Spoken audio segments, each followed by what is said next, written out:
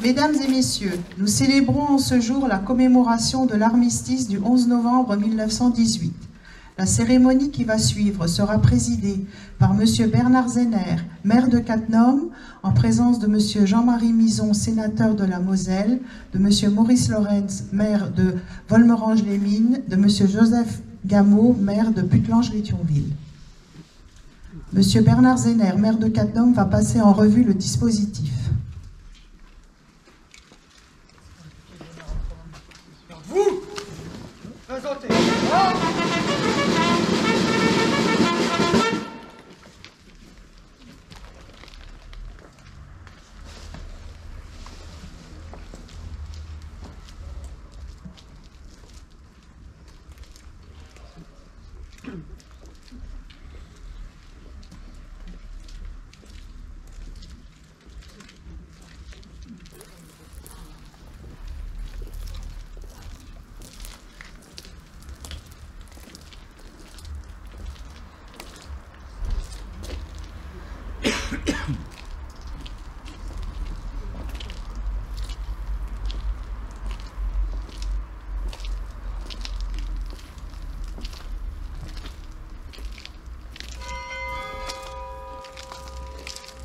Discours du président du Souvenir français, M. Hubert Benoît.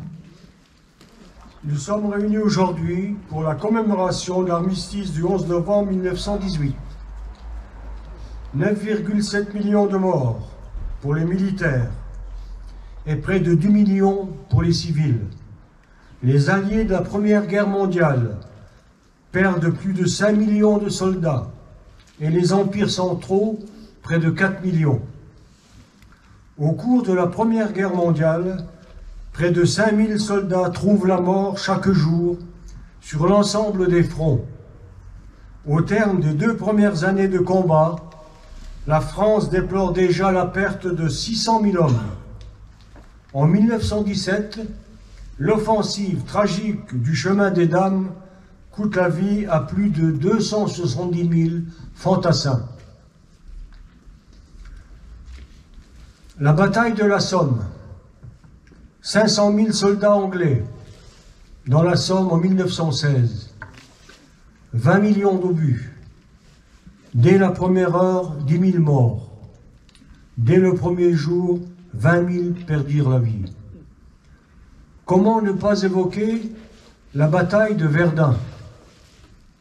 378 000 hommes, 62 000 tués, plus de 101 000 disparus. La terrible bataille des tranchées, et pour les Allemands, 377 000 morts. Le soldat inconnu est un soldat non identifié, reconnu français, qui représente tous les soldats français tués au cours de la Première Guerre mondiale. Le 11 novembre 1920, il est mis au tombeau du soldat inconnu sous l'Arc de Triomphe à Paris. Aux générations futures, je dirais, soyez les messages de la paix, soyez les passeurs de la mémoire de la Grande Guerre mondiale, car cette tragédie ne devra jamais être oubliée, sinon elle risque de recommencer. Je cite un poème écrit en 1915 par le colonel John Mackay, médecin militaire canadien. Nous sommes morts, nous qui songions la veille encore à nos parents, à nos amis, c'est nous qui reposons ici au champ d'honneur. À nos jeunes désabusés, à vous de porter l'oriflamme et de garder au fond de l'âme le goût de vivre en liberté. Acceptez le défi, sinon les coquelicots se faneront au champ d'honneur. Le coquelicot est devenu, après la guerre de 14-18, le symbole du sang, car ses fleurs poussaient au printemps autour des tombes des soldats décédés. Le courage des soldats. On ne passe pas. Le général Nivelle, lors de l'offensive allemande en 1916, rappel de la guerre des tranchées.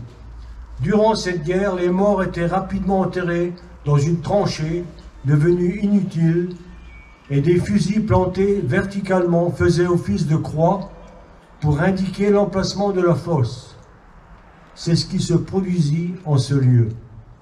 En 1920, des fouilles permirent d'exhumer 21 soldats français. Aucun n'était debout, l'arme à la main, selon la légende, qui perdure, mais allongé et désarmé. 14 de ces soldats furent identifiés et reposent à l'ossuaire de Douaumont. Dans l'ossuaire, 130 000 soldats inconnus, 15 000 tombes de soldats français identifiés, dont 592 tombes de soldats musulmans. Le recueillement pour les 400 000 morts de Verdun. Citation du Souvenir français.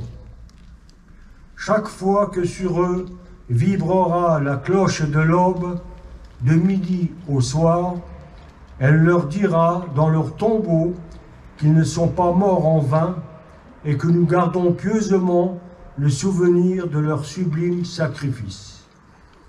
Verdun est la capitale mondiale de la paix, complètement détruite et nommée chevalier de la Légion d'honneur. Nous nous devons de garder dans la mémoire le sacrifice de ces millions de morts sacrifiés pour leur patrie.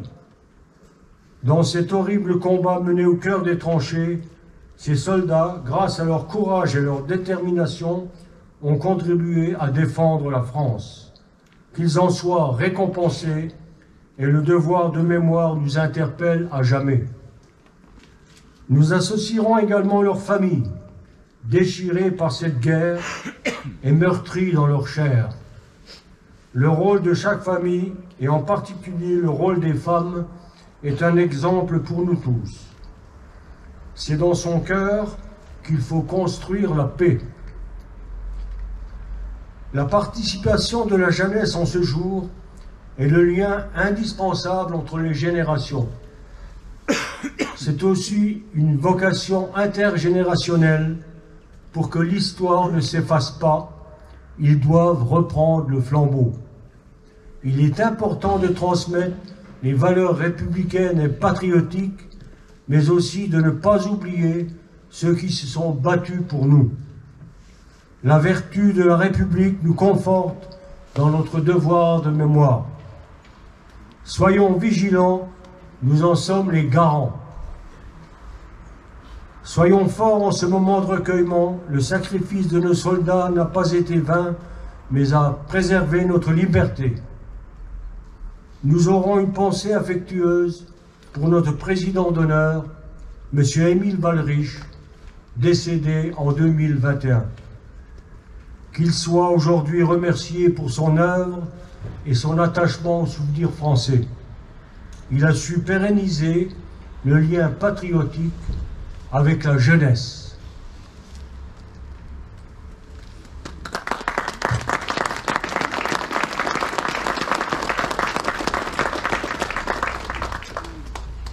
Discours du sénateur de la Moselle, M. Jean-Marie Mison.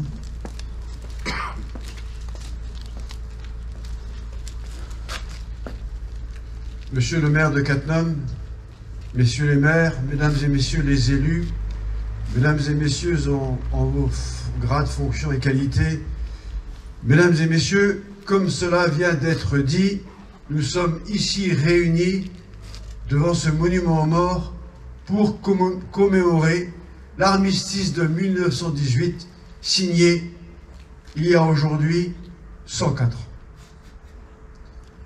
Cet événement, cet armistice, tant attendu, puisque la guerre devait être courte, redonnait l'espoir.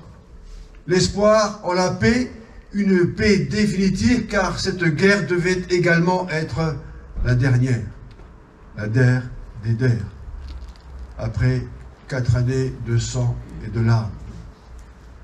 Partout en France, dans chaque commune, dans chaque village comme dans chaque ville, comme ici à Cattenom, les Français se réunissent pour célébrer le retour de la liberté retrouvée au terme de 4 années horribles de douleur, de drames quotidiens. 4 années d'angoisse, de souffrance, de privation, d'événements insoutenables. 4 années de sacrifice et d'abnégation. La France est sortie ruinée et meurtrie de ce conflit. Le nombre de morts vient d'être rappelé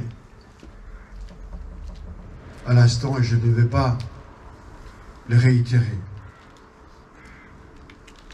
Quasiment toutes les familles françaises ont été touchées, endeuillées, laissant là un parent, un ami, un frère, une sœur, un père disparaître à jamais. La France d'aujourd'hui ne peut et ne doit pas oublier la somme d'héroïsme, de sacrifices surhumains, de sacrifices hors du commun des soldats d'alors, ni même les souffrances de leur famille, ni encore la solidarité exemplaire qui s'est faite jour dans les tranchées comme dans l'ensemble du pays. Je suis, Monsieur le maire, honoré et ému de participer à cette séance, à cette cérémonie au cours de laquelle nous rendons hommage à ces victimes, à ces héros hors du commun, ô combien admirables. Mais il faut faire ces cérémonies pour que les années passant, les décennies passant, la société ayant changé, ces héros-là ne deviennent pas les oubliés de l'histoire. Voyez-vous, mesdames et messieurs, dans le monde d'hier comme dans celui d'aujourd'hui, il n'y a pas d'un côté le bien et de l'autre le mal. Il y a en chacun de nous une part d'ombre et de lumière. Et ce qui compte, c'est celle qu'on choisit de mettre en avant dans son action quotidienne. Voilà pourquoi, notamment, il faut pour ne jamais que cela se représente, savoir entretenir cette mémoire. Je le dis haut et fort, nous les adultes, et singulièrement nous les élus, avons un travail énorme à faire auprès des jeunes pour que ce que je viens de dire ne se représente plus. Merci de votre attention. Vive la France et vive la République.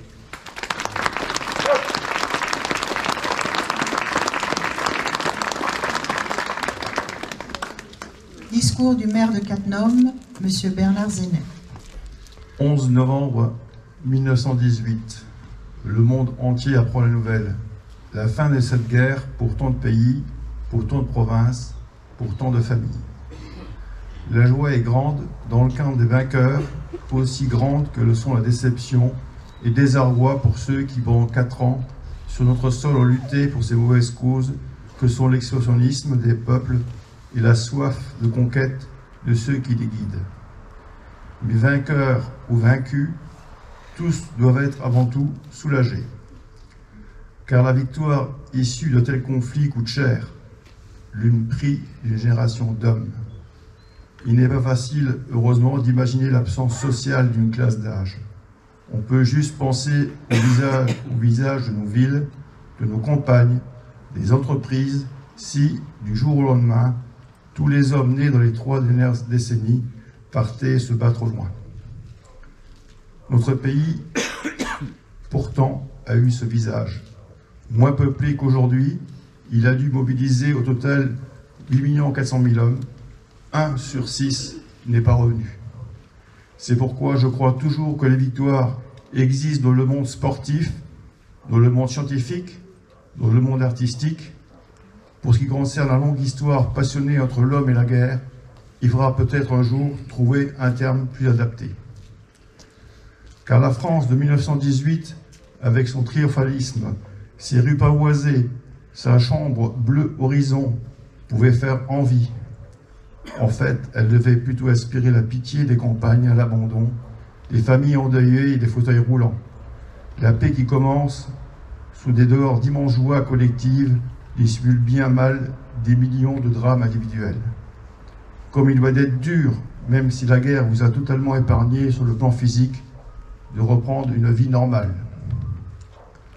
Comment oublier 4 années de votre vie pendant lesquelles la vision de camarades mutilés ou morts est un spectacle banal où le moindre assaut peut se solder par la perte de dizaines de vos compatriotes. Il faut parfois rafraîchir la mémoire. Savez-vous pourquoi nos soldats, c'est-à-dire nos grands-pères, portaient cette riante couleur visible à des kilomètres à la ronde? C'est très simple. L'industrie allemande des colorants synthétiques commençait au début du siècle à menacer sérieusement le marché intérieur français dominé par les producteurs de Garance. Ceux-ci, constitués un puissant lobby, pesèrent fortement sur la commission chargée du choix de la couleur des uniformes et tout en jouant sur le caractère national de leur production, lui rassurèrent, grâce à quelques militaires de salon, de bons débouchés commerciaux, pour la grande satisfaction des mitrailleurs allemands dans les premiers mois de guerre. Ceci pour dire que le destin est impitoyable et que la guerre n'est jamais belle, même en couleur. Aussi, pour tous ces gens qui sont ou qui répètent notre famille, en hommage à leur souffrance, à leur ténacité, à la foi en notre pays, pour notre France qui, en dépit de siècles de menaces, de périls, sera toujours le pays le plus aimé au monde, pour ceux qui l'ont aidée, qui sont venus de loin pour la défendre, pour être de nos alliés quand elle risquait de disparaître. C'est le moment de nous souvenir. Nous n'avons qu'un seul 11 novembre par an. Ce n'est pas trop pour transmettre ce morceau de mémoire à nos enfants, afin que jamais une guerre ne leur laisse des souvenirs vécus par eux-mêmes. Je vous remercie de votre attention.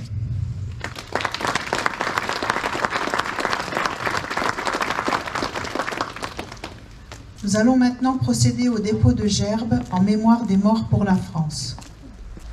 Dépôt de gerbes de l'association de la ligne Maginot de Cattenom et environ par M. Hugues Chiby.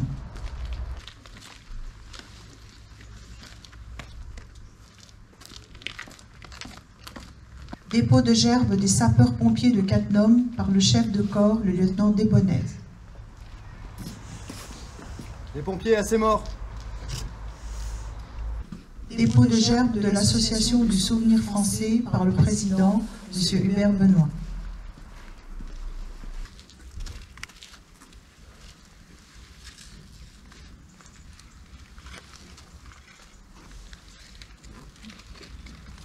Dépôt de gerbes de M.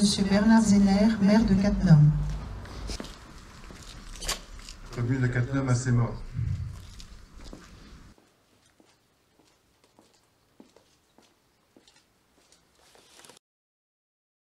Nous allons maintenant écouter la sonnerie aux morts, puis nous observerons une minute de silence.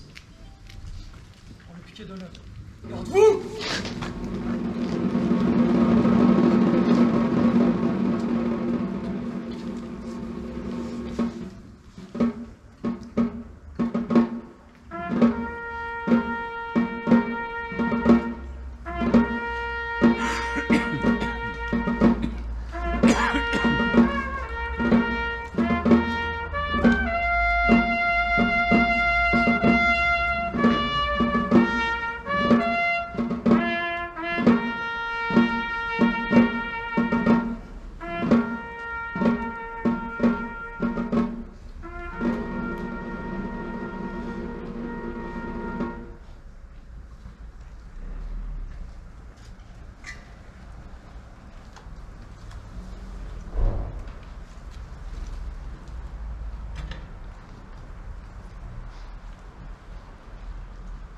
La Marseillaise.